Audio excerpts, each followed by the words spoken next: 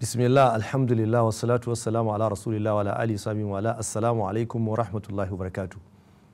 Bayan yabo da godiya ga Allah da salati da sallama ga Annabi rahama sallallahu alaihi wasallama, muna gode ma Allah da ya sake bamu damar jama'a wannan majalisi inda muke tattauna akan al-ijaz al-ilmi fil Qur'an al-Karim. Ma'ana mujiza ta al-Qur'ani da ke ƙara bayyana sakamakon binciken ilimi na kimiyya da fasaha da irin ilimin da dan adam ke ƙara ganowa da ke kewaye da shi. A baya mun yi magana akan abin da ya shafi faɗin Allah subhanahu wa ta'ala cikin suratul araf laqad makkannakum fil ardi waja'alna lakum fiha ma'ayish. Lalle tabbas hakika mun tabbatar da ku a bayan ƙasa muka sanya muku abin da kuke bukata da wuraren rayuwarku a ciki. Allah kuma ya nuna cewa kaɗan ne muke gode masa wannan ni'ima. Muka yi magana kuma akan irin ni'imar da ke cikin irin abin da Allah ya sanya wa ɗan adam a tare da mahaifiyarsa na nonon da yake sha daga gare ta, da irin mu'jiza da ke bayyana cikin alkur'ani akan wannan. Sannan muka zo muka yi magana akan da Allah ya cewa wato wal arda yayi magana a cewa wato al arda alam naj'al al arda mihadan wal jibala autadan, cewa Allah ya sanya ƙasa ta zama shimfiɗa, ya sanya kuma duwatsu su zama wato turaku, da irin mu'jiza da ke bayyana ta alkur'ani dangane da yanda alkur'ani ya bayyana wani abin karara kat ba tare da wani kuskure ko kuma wato ƙarin bayani ba. Sannan kuma ya tabbatar da cewa daga cikin muhimmancin duwatsu dinnan wato wayannan tsaunukan shine antami da bihim, kada su kasance wato ƙasar nan tana yin tangal-tangal sakamakon wato halin da take ciki ba dan an sanya turaku an kafe ta ba. To yau kuma za mu yi magana akan ɗaya daga cikin abin da Allah ya faɗa dangane da wannan ƙasar da muke ciki. Tunda an yi shimfiɗa an samar da abin da za a ci, to kuma a ina za a kwana. Wurin kwanan da muke kwana bayan ƙasa muke kwance, amma ba kamar sauran dabbobi da suke haƙa cikin ƙasa su kwanta ba, shi dan adam a bayan ƙasa yake rayuwa. To me Allah ya sanadar masa a cikin bayan ƙasa wanda ya dace da rayuwarsa a bayan ƙasa? Shine za mu karanta abin da masana suka ce a wannan zamani bayan mun ji faɗin Allah subhanahu wataala dangane da wannan al'amari da muke cikinsa, wanda kuma shine Allah ke cewa waja'alna as-samaa saqafan mahfuza wa hum an ayatiha muridun. Allah ce kuma muka sanya sama ta zama rufi tsararre, su kuwa duk da haka masu bijirewa ne ga ayoyinta, wato ita sama din. Kuma shine wanda ya halicci dare da rana da kuma da wata da rana da wata, kowannen su kuma yana ninkaya a cikin falakinsa. Wannan ayoyin guda biyu su ma suna bayani akan cewa ɗaya daga cikin ni'imomin da suka sa ɗan adam ke iya rayuwa a bayan ƙasa shine kasancewar an sanya masa saƙafan mahfuza, an sanya masa wani rufi kiyayayye. Da aka ce alhifzu shine kariya, kararre, katangarge ko kuma mai bashi kariya. Don haka wannan bayanin da ɗan adam ya ji ana faɗarsa sai ya tsaya ya kalli kansa a nasa jahilcin da rashin sanin, ba lallai iya gane cewa yana cikin wani kariya ba. Amma bari mu kalli bincike na dan adam da abin da ya gano, mu ga me yake cewa akan wannan. To dai a jumlace da mun yi magana a baya can a dangane da abin da shafi atmospheric pressure da abin da ke da alaka da ita. Amma yanzu kawai mu dauki atmosphere din ita kanta. Bayan samar da amfani daban-daban wanda mun yi magana akan wasu su a baya can, ita wannan atmosphere wato wannan iskar da take sama da mu, algilaful jawi da ake ce masa, wato wani atmospheric air din nan, wannan space din da yake wato sararin da ke bayan kasa har zuwa wani nisa a bayan kasa din cikin sararin samaniya. To wannan abun yana da wato gudunmawa babba a cikin rayuwar dan adam, domin shi yake samar da crucial functions of continuity of life. Muhimman al'amuran da ake bukata don rayuwa ta ci gaba da dorewa akwai ta. Na farkon su destroy meteors. Akwai abubuwa da suke wato kaiwa da kawowa waɗanda suke wato rura gudu a cikin sararin samaniya, wanda a ilimin kimiyya ake sa meteors. To wayannan abubuwan akwai ƙanana akwai manya, akwai waɗanda inda za su samu dama su faɗo da sun halaka mutane ko sun halaka ƙasar gaba ɗaya. Amma sai Allah subhanahu wataala ya samar da hanyar da albarkacin wannan atmosphere din da sauran abin da ke kewaye da wannan ƙasa tamu ba sa iya kawo gare mu. Sannan bayan wannan, ita wannan dai atmosphere din, ita wannan iskar da ke sararin samaniyan da ke saman mu dab da mu, wadda ita ce muke shakar iska daga cikinta, muke fitar da iska a cikinta, muke tafiye-tafiye a cikinta. To wannan iskar, ita wannan atmosphere din kenan, ita ce kuma take tace hasken da ke tahowa zuwa gare mu. Domin hasken da ke tahowa daga rana da sauran hasken da ke tahowa daga taurari ba wai haske ne kawai mai haska guri ba, a'a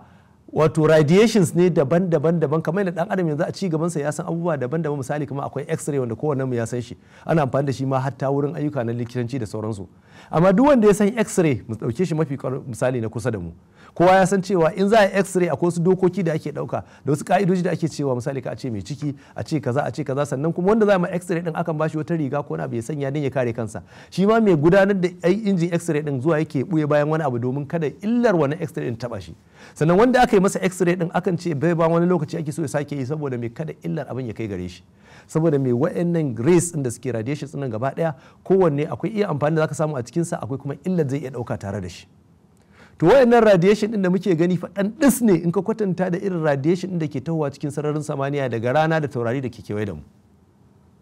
To lokacin da hasken nan da muke bukata yake tahowa, lokacin da ɗumin nan da muke bukata yake tahowa, da sauran abin da muke bukata suke zuwa gare mu a lokaci guda kuma suna ɗauke da illolin da za su iya cutar da mu. Amma cikin rahmar Allah da jin kai irin nasa da yake ya sanya sama'an saqfan mahfuzan ya kasance ita ce wannan rufin mai kariya din gare mu. Sai aka samar da abin da yanzu dan adam yake kira da sunan greenhouse effect. Ma'ana wani tsari ne da zai bar abin da ake bukata ya shigo ya kuma tsare abin da ba a so ya fita, sannan a lokaci guda kuma ya hana abin da ba a so ya shigo. Abin nufi hasken da ke tahowa cikin kashi 100 da ke tahowa kusan kashi 1 ne ko 2 cikin 100 ko ƙasa da haka yake samun hanyar wucewa. Saboda me shine kadai mai amfani kamar haske, shine kadai mai amfani kamar dumi, shine kadai mai amfani kamar ultraviolet da sauran waɗannan da suke amfanar da mu har suke taimaka mana mu samu amfanin a rayuwarmu. Amma duk wanda zai cutar da mu kuma kai tsaye sai a dode shi a mai da shi da baya. To wannan ɗaya daga cikin abin da yake wato samuwa kenan sakamakon samar da wannan sakafan mahfuzan, wannan samar da take lullube mu take kare mu, wanda Al-Kur'ani ya ambata ta a cikin wannan shekarar 1000 da ta wuce cikin Al-Kur'ani, wanda kuma yanzu dan adam yake ƙara gano su. Haka nan daga ciki akwai abubuwan da suke misali ake bukatar su wanda in aka kyale su suka tafi ba su dawo ba kuma za su yi illa, kamar yanzu maganar da muke dinnan yanzu wanda suke sauraro ko suke kallon wani abin da muke gabatarwa suna sauraron sa ne ko dai ta kafar rediyo ko ta kafar talabijin.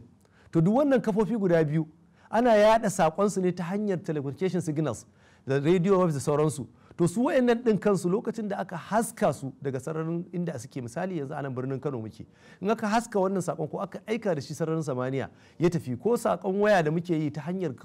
kafofin sadarwa gaba ɗaya na zamani gaba ɗayan su na waya da sauransu, in aka ɗauki wannan sakon aka tura shi ta hanyar tawas inda ake tura shi,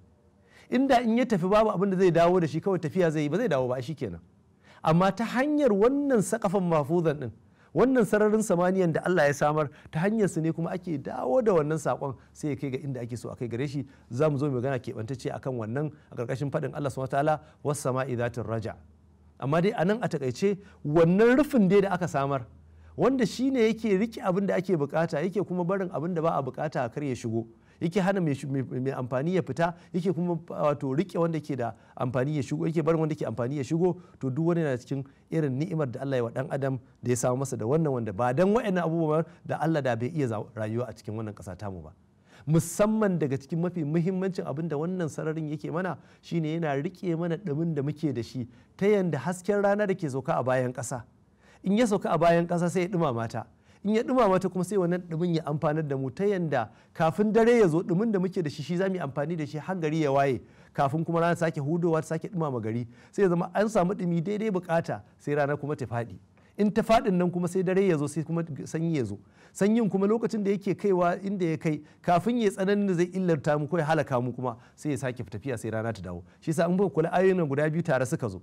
Bayan an yi magana an tami da bihim, an yi maganin sama da ƙasa da abin da ke wato duwatsu suke tsare bayan ƙasa, aka yi bayanin sakafan mahfuzan, sai kuma aka yi maganin laila wan nahara. Domin me suna tafiya tare da junansu. Rana za ta hudo, hasken rana ya fito, ya ɗumama duniya. Ɗumin nan da duniya ta samu kuma shine lokacin da kuma ya kai daidai bukata, sai rana ta faɗi, sai kuma dare ya zo, saboda a samu sanyi kuma da hutu, wanda shi ma ana bukatarsa. To amma kuma da ranar nan tana tafiya, sanyin nan dumin nan da ta samar kuma zai tafi gaba ɗayansa a neme shi a rasa, da an samu matsala. Ta yaya ake samun kariyarsa yake zama har zuwa lokacin da ake bukatarsa, shine wato wannan sakafan mahfuzan din yake rike shi. Dumin da muka samu shine iskar da ke kewaye da mu take rike mana shi har zuwa lokacin da gari zai waye, ranar sake hudowa a samu ci gaba da bukatar. Kaga a nan wurin da a ce ba a yi wannan ba da an samu matsala. In baka san wannan ba, ka je ka sake karantawa dai a cikin waɗanda suke bayani akan sararin samaniya, su gaya maka me temperature da ke kewaye da mu. Suna cewa tana kaiwa 270 degrees minus, ma'ana kankara tana daskarewa lokacin da aka kai zero, ruwa ya zama ya daskare gaba ɗaya ya zama an kai zero, to sai an kai minus 270, wanda a bayan ƙasa da ɗan adam yake rayuwa wuraren da kankara take ƙasa wannan temperature take kaiwa minus 40 da ƙyar ake rayuwa a cikinsu saboda tsananin kankara da wahalar da ake samu, kuma tana kaiwa ne a wasu lokuta kuma ana neman hanyoyin da za a ɗumama ne. To amma in ka fita daga bayan ƙasa ka fita daga cikin atmospheric yanayin da ke cikin wannan atmosphere tamu, to za ka tarar da cewa sararin samaniya yakan kai 270 degrees negative, wanda wannan sanyin da shi ne za mu samu a wannan bayan ƙasa kamar da ke a bayan wato da yawa daga cikin planetary bodies shi ya sanya babu wani ɗan adam da ke iya rayuwa a wannan wurare din saboda me, saboda yanayin ba zai dace da shi ba. Kaga duk wa'ina abubuwan ka kalle su ka fahimce su zai fahimtar da kai faɗin Allah subhanahu wataala da yake faɗa a cikin wancan ayar yake cewa wato ya sanya saqafan mahfuzan, yace wa hum an ayatiha mu'riduna. Kuma mun kalli jerin gwanan ayoyin da aka yi magana a kansa za ka gane lalle hakikatan akwai alaka mai karfi tsakanin wannan ayoyin gaba daya, domin dukkaninsu ayoyi na sararin samaniya da suke magana a cikin suratul anbiya. Allah ya fara bayanin yana jan hankalin dan adam akan cewa shi dan adam baya gani ya cewa annas samawati wal arda kanata ratqan fa fataqnahuma, cewa sammai da kasai dinnan gaba ɗaya haɗe suke a baya da rana da wata da duk abin da kake gani dinnan da wuri ɗaya suke ratqan fa fataqnahuma, sai muka dara su. Sannan waja'alna minal ma'i kulli shay'in hayy, sannan muka samar da dan adam da duk abin da ke rayuwa ta hanyar ruwa. Sannan Allah sai ya ce sai kuma yi maganan sakafan mahfuzan, sai kuma maganan rana da wata da abin da ke da alaka da su. Kamar Allah yana jan hankalinmu ne zuwa ga mu fahimci cewa wa'ina abubuwan gaba ɗayan su tun daga samar da halitta a karan farko zuwa ga gudanar da halitta a bayan samuwarta har zuwa ga kuma ɗaukin ranta in lokacin ta yayi da kuma dawo da ita da mata hisabi da kuma tabbatar da ita ga wato abin da ta cancanta na sakamako sawa'un na alkhairi ko akasinsa, duk wani a hannun Allah yake kuma zai faru ne sakamakon imani ko kafirce ma Allah. Shi sanya Allah ya ja hankali kan cewa bayan wa'annan abubuwan gaba ɗaya kuma suke kin yin imani kuma da gaskata Allah, kin gaskata Allah subhanahu wataala. Dan haka dai lalle ashe akwai buƙatar mu gane wannan, kuma sannan a ƙarshe wannan aya ake cewa hum an ayatiha mu'riduna, alhali suna ganin wannan ayoyin filla filla kalara, domin aya mun faɗa a baya alama, wannan alamomi ne da ke nuni zuwa ga Allah da kira zuwa ga a gaskata shi da imani da shi. Kenan bai kamata wanda ya zurfi a binciken ilimin kimiyya da fasaha, wanda ya gano irin wani abubuwan ya zama shi ne kan gaba wurin karyata Allah da kuma jayayya da shi ba. A'a, kamata ta a ce ma wannan ilimin na kimiyya da fasaha da gano wani abubuwan shi zai kara mana imani da sakankancewa da miƙa wuya zuwa ga Allah da gaskata shi da kuma wato neman yardarsa da kuma ƙara gane cewa lallai alƙur'anin nan ma kana alƙur'ana an yuftara, bai dace a ce wannan alkur'anin ya kasance an kakaro shi daga wani ba zai yiwu a ce wani ne daban ba Allah subhanahu wataala ya kawo shi ba. A'a, Allah subhanahu wataala shi da kansa ya saukar da shi, ba manzon Allah ne ya kirkiro shi ba, wahayi ne Allah ya masa. Wa ma yantiqu anil hawa in huwa illa wahyun yuha, ba wani abu ne face wahayi da Allah subhanahu wataala ya masa, maganar da manzon Allah ya faɗa sawa'un ta hanyar alkur'ani ko sawa'un ta hanyar bayani wanda ake